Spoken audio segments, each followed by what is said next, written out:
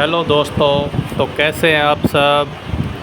आज हम पढ़ने वाले हैं आपकी पहली प्रश्नावली वास्तविक संख्या, और इसमें प्रश्नावली 1.1 यूक्लिड विभाजन एल्गोरिथम आज हम पढ़ेंगे। इसका पहला प्रश्न हम देखते हैं। निम्नलिखित संख्याओं का HCF ज्ञात करने के लिए यूक्लिड विभाजन एल्गोरिथम का प्रयोग कीजिए। कौन सी विधि से निकालना है अपने को HCF? यूक्लिड विभाजन एल्गोरिथम के द्वारा। तो इसका पहला प्रश्न हल करते हैं। अभी 135 और 225 का हम HCF निकालते हैं। तो आइए यूक्लिड विभाजन एल्गोरिथम के प्रयोग से, और इसका नियम है A + BQ + R। A + BQ + R इसका नियम है, जिसमें A का मतलब होता है भाज्य। A मतलब इसमें भाज्य हो गया, और B का मतलब भाजक। B का मतलब होगा भाजक, और Q का मतलब इसमें होता है, Q मतलब भागफल। Q का मतलब क्या होगा दोस्तों? भागफल। A का मतलब भाज्य, B मतलब भाजक, Q मतलब भागफल, और R का मतलब शेषफल, रिमाइंडर। R का मतलब हो गया शेषफल यानी रिमाइंडर। तो ये यूक्लिड विभाजन एल्गोरिथम का नियम है A = BQ + R। तो इसमें A का मान हम रखते हैं 225। दोस्तों, जो बड़ी संख्या होती है ना, वो A का मान में आएगी, और B का मान 135 हो गई, गुणा Q हम निकालेंगे। Q का मान हम निकालेंगे बड़ी संख्या में छोटी संख्या का भाग दे करके निकालेंगे दोस्तों। यानी भाज्य में हम भाजक का भाग देंगे तो भागफल आ जाएगा। तो हम 225 में 135 का भाग देते हैं, जो मान आएगा वो Q का मान आएगा, यानी भागफल। तो 135 का भाग 225 में दिया तो एक बार गया, 135 आया। अब हम घटाएंगे, शेष 5 में से 5 गया 0, और 12 में से 3 गया 9, और यहाँ 1 बचेगा तो 1 में से 1 गया तो 0। तो शेषफल गया, बचा 90। भाग एक बार गया, और शेषफल कितना बचा दोस्तों? 90। तो ये 90 शेषफल बच गया। तो यहाँ 135 गुणा 1 हो जाएगा, Q का मान 1 आ गया, और प्लस R की जगह आ जाएगा दोस्तों 90। R की वैल्यू कितनी आ गई? 90, जो ये शेषफल है। तो ये इस विधि से अपन निकालते हैं। अब ये जो 90 जो है ना, ये शेषफल है। यहाँ हम लिखते हैं, ये देखो यहाँ पे शेषफल 0 बचना चाहिए। अगर 0 बच जाता है ना, जहाँ पे 0 आ जाएगा तो ये समझो उत्तर आ गया, HCF वहीं आ जाएगा। लेकिन यहाँ पे शेषफल बचा 90। 90 जो शेषफल बचा है, ये 0 के बराबर तो नहीं है ना। अगर 0 के बराबर नहीं है तो ये सवाल और हल होगा आगे।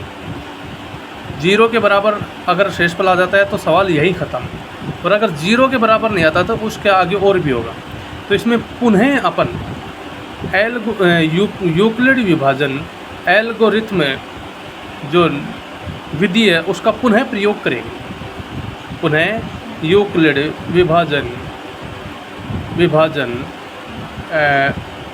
एल्गोरिथम, यूक्लिड विभाजन एल्गोरिथम।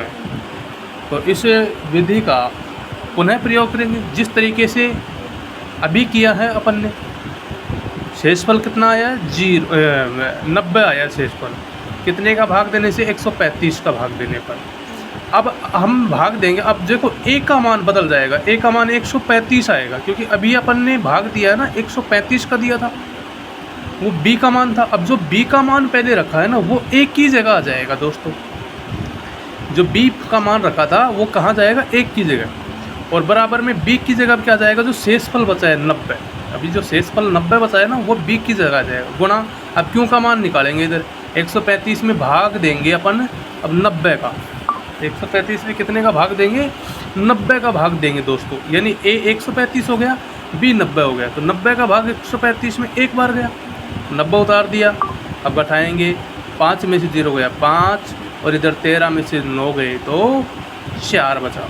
13 में से 9 गए तो 4, यानी भाग एक बार गया, और शेषफल कितना बचा? 45 बचा। 90 का 135 में एक बार भाग गया, शेषफल यानी R बचा 45, और एक B की जगह आ जाएगा, और प्लस में 45 जो है ये R की जगह आ जाएगा दोस्तों। R की जगह कितना आएगा? 45। तो ये A = BQ + R का मान आ गया। अब इसमें शेषफल कितना बचा है वही रिपीट हो जाएगा वापस। शेषफल 45 बचा है, यानी ये 0 के बराबर तो नहीं बचा ना। शेषफल अगर 0 बच जाता तो सवाल यहीं ख़त्म, लेकिन ये 0 के बराबर शेषफल नहीं आया, इसलिए और फिर दोबारा से वही यूक्लिड विभाजन से अपन हल करेंगे। तो फिर दोबारा पुनः यूक्लिड विभाजन एल्गोरिथ्म, यूक्लिड विभाजन एल्गोरिथ्म से अपन दोबारा से फिर हल करेंगे। जब तक इसमें शेषफल 0 नहीं आ जाता है तब तक हम इसको हल करते रहेंगे। तो इसमें अब a का मान फिर चेंज हो जाएगा। अभी शेषफल भाग कितने का दिया था 90 का, तो ये हो जाएगा a, और जो शेषफल बचा है 45 ये b की वैल्यू आ जाएगी। अब 90 में फिर 45 का भाग देंगे। 90 में कितने का भाग देंगे 45 का, क्योंकि a का मान 90 आया, 45 b का आया, तो 45 का भाग 90 में दिया, 2 बार गया 90 आया। अब शेषफल कितना बचा, शेषफल बचा 0, यहाँ 0 बच गया। तो अब यहाँ b की वैल्यू 2 आ गई, और प्लस में r की वैल्यू कितनी आई 0, यहाँ 0 आ गया दोस्तों। तो अब इस अभी मैंने बताया था ना कि 0 अगर शेषफल में आ जाए तो सवाल यहीं स्टॉप। शेषफल में क्या आना चाहिए, तो 0। कितने का भाग देने पर आया 0, यहाँ 45 का भाग देने पर 0 आया है दोस्तों। शेषफल कितना बचा, 0 के बराबर 0 आ गया। तो अब इसमें 0 आ गया, तो अब आगे हल करेंगे क्या सवाल को, नहीं करेंगे। कितने का भाग देने से है, 45 का भाग देने से 0 आया। तो कितने का भाग देने से, 45 का भाग देने से। तो दोस्तों इसका HCF भी 45 ही होगा।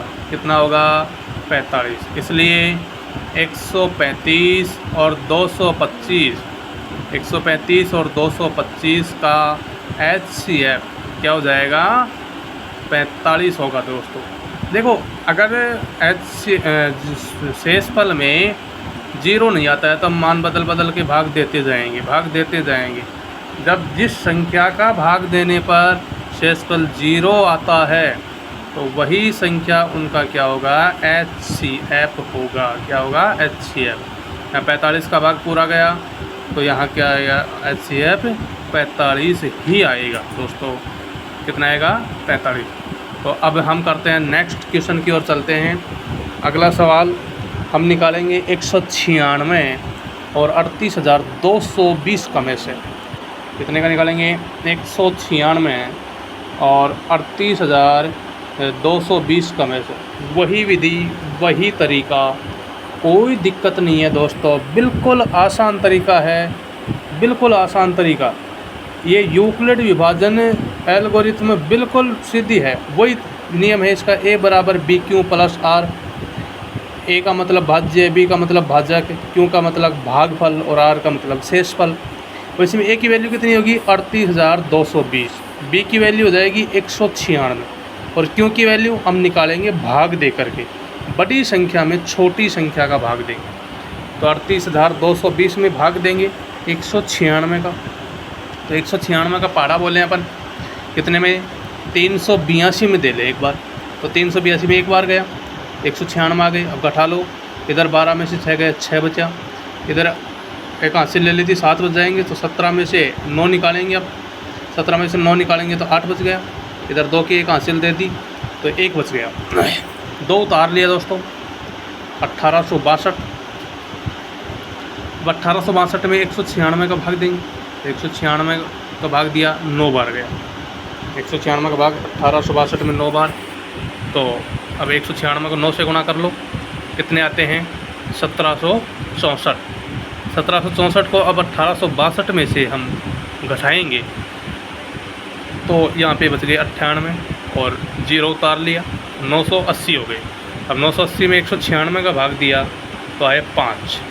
5 को 196 से गुणा करें तो 980। 980 में से 980 घटाया 0। मतलब देखो बहुत अच्छी बात, यहाँ शेषफल 0 बच गया, पहले ही बार में शेषफल 0। तो यहाँ b की वैल्यू आ गई 195 और r की वैल्यू कितनी आ गई 0। मतलब आगे सवाल करने का झंझट खत्म। 0 शेषफल, मैंने यही तो बताया था कि शेषफल 0 आ जाए तो वही सवाल ख़त्म है। और कितने का भाग देने पर आया? 196 का भाग देने पर 0 आया।